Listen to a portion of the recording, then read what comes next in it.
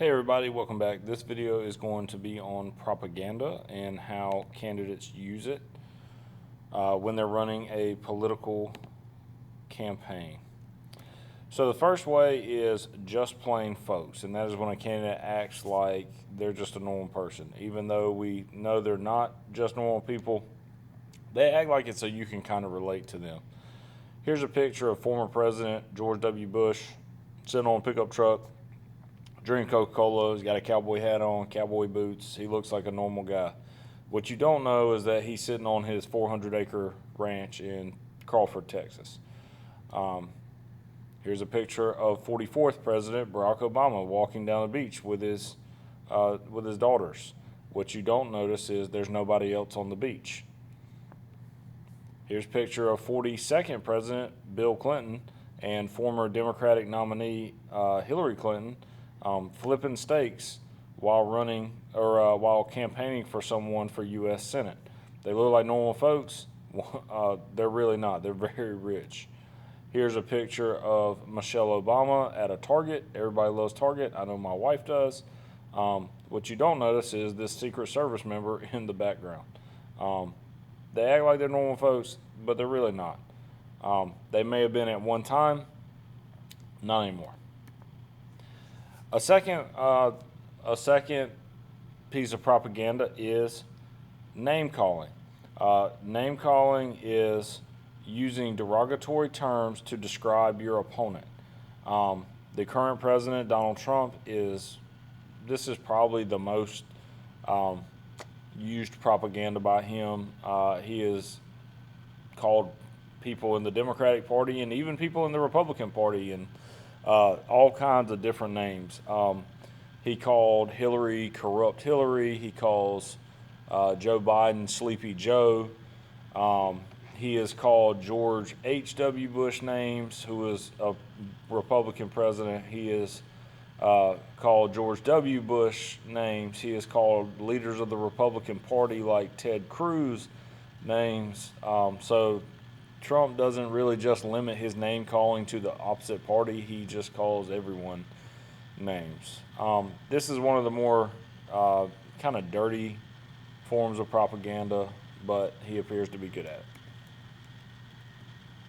All right, then you got bandwagoning. Bandwagoning is when you jump on just because everybody else is doing it. So you see pictures like this one, the Not My President. And this is Not My President started with Barack Obama by the Republicans, and then it transferred over Democrats to Donald Trump and how they feel. And this is, obviously for Trump because you have gender norms and they're being unapologetic. Then you have this group of people. They're Democrats, obviously, because they have photos of Barack Obama on their T-shirts. This is a 2012 election. Everybody was voting for Mitt Romney in whatever city this may have been. All right, then you can get endorsements. In an endorsement, it's when a famous person says that they will vote for someone else. Or one of the political candidates. In this case, you've got Jay-Z, P. Diddy, and Russell Simmons who are voting for Barack Obama. You can see all the people that support them around them. These people are very excited to be there, obviously, because they're taking pictures, they're smiling, they're laughing, they're having a good time. And they are most likely going to vote for Barack Obama because they like these three people. Here's a picture of Taylor Swift wearing a Make America Great Again hat. She has a huge following, obviously a very successful musician, and I'm sure she influenced some people to vote for Donald Trump when she came out and said she was going to vote for Donald Trump. All right, then you have slogans and symbols. That's catchy phrases or icons that help identify a candidate. For instance, the Obama O is probably the most famous one in the last couple of years because it's an O, but it's not just an O. It's a sun rising over America. You can see the stars and the stripes. Here is Hillary Clinton's logo from the last election, 2016.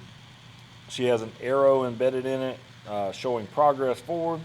The Trump-Pence logo, and obviously he has the catchy slogan of Make America Great Again. That is the slogan that I can remember most in probably all of elections. Obama had hope and change, and those were really big in 2008. Make America Great Again is a really common phrase now. So sometimes the slogans stick and sometimes they don't. All right, then you can card stack, okay? That is when you make yourself sound great and you never represent any of your weaknesses and you don't even talk about the opposition strengths, okay? Donald Trump also really good at this. He talks about how he's the best this, the best that, how the economy's the best, how, whatever. And if you don't actually go fact checking, that sounds great. But, if you fact check, it might be a little different than what he says. All right, so we talked about how expensive campaigning is, so who pays for it? The candidates themselves can pay for it. Donald Trump financed his campaign completely out of his pocket up until the general election. At that point, the Republican Party helped him, and political parties can help. It costs literally hundreds of millions of dollars to run a national campaign, if not billions of dollars. I'm pretty sure I said in a previous video that Barack Obama was the first candidate to ever raise $1 billion. That was in 2008. So every candidate since then, every candidate for a general election has raised more than $1 billion using internet donations. Interest groups can help. So like, for instance, the NRA typically supports the Republican Party. So they would donate money.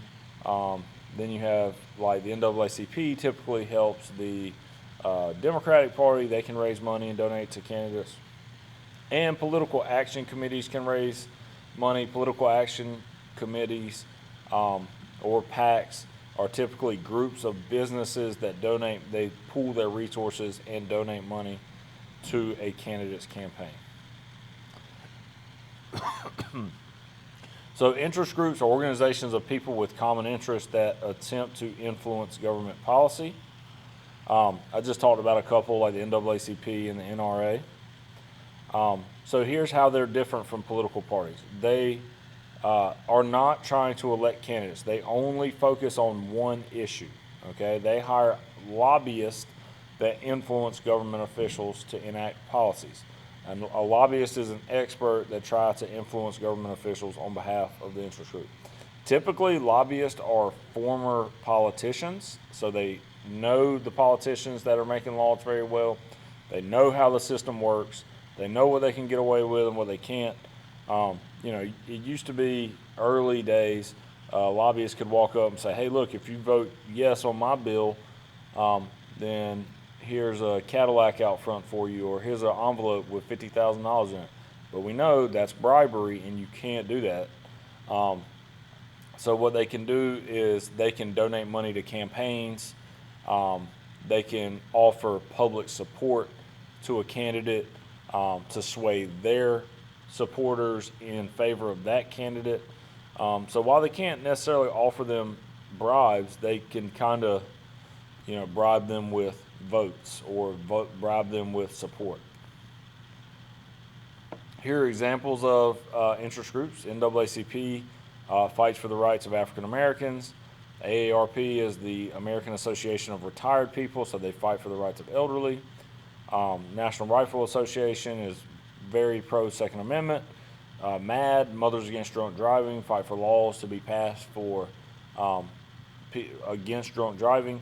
The ACLU is the American Civil Liberties Union, and that covers a wide range of things. But if your civil liberties have been violated, no matter what it is, you can go to the ACLU and they may be able to help you out.